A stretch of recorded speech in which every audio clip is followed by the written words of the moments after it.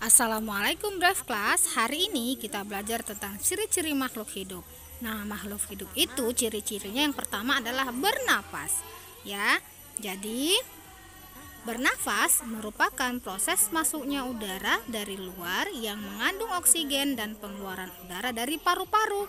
Nah, kemudian pada saat kita bernafas, maka udara akan masuk ke jantung dan kembali keluar lagi. Nah, berikutnya ciri-ciri yang kedua adalah bergerak. Ya, setiap makhluk hidup akan bergerak ya dalam kegiatan apapun. Ya, bergerak merupakan suatu perpindahan posisi seluruh atau sebagian dari tubuh makhluk hidup, ya, berjalan, kemudian berlari, kemudian melompat dan bergerak ke sumber cahaya, ya, tumbuhan. Kemudian yang ketiga adalah peka terhadap rangsangan. Peka terhadap rangsangan, ya, yaitu adalah kemampuan menerima dan memberikan. Nah, kemampuan menerima dan memberikan reaksi terhadap rangsangan di sekitar kita.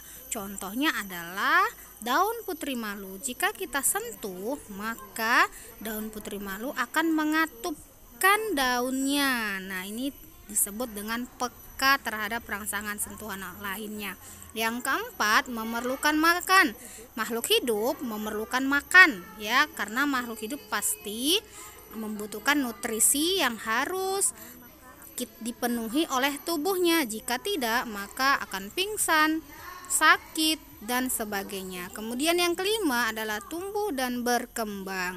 Tumbuh dan berkembang, ya, diperlukan oleh makhluk hidup. Nah, pertumbuhan merupakan perubahan dari kecil menjadi besar karena bertambahnya sel dari tubuh dan jumlah sel dan volume selnya.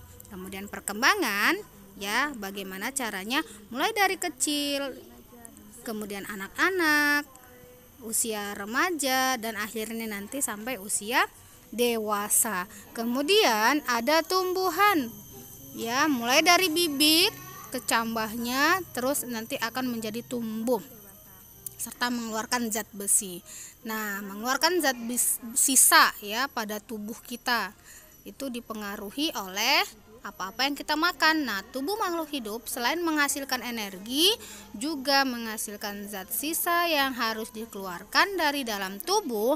Jika tidak segera dikeluarkan, maka kadar zat sisa yang tinggi akan mempunyai efek yang sangat tidak baik. Yang ketujuh adalah berkembang biak. Nah, setiap makhluk hidup mempertahankan kelangsungan hidupnya dengan cara berkembang biak atau biasa juga disebut dengan reproduksi, ya.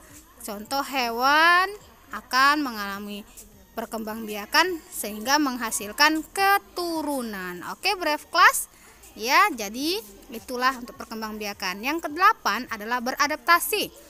Ya, menyesuaikan diri. Kemampuan makhluk hidup menyesuaikan diri terhadap lingkungannya. Contoh bunglon, jika dia berada di atas pohon, maka tubuhnya akan menyerupai daun agar terhindar dari musuhnya. Oke, sekian Brave Class, sampai ketemu lagi. Thank you. Wassalamualaikum warahmatullahi wabarakatuh.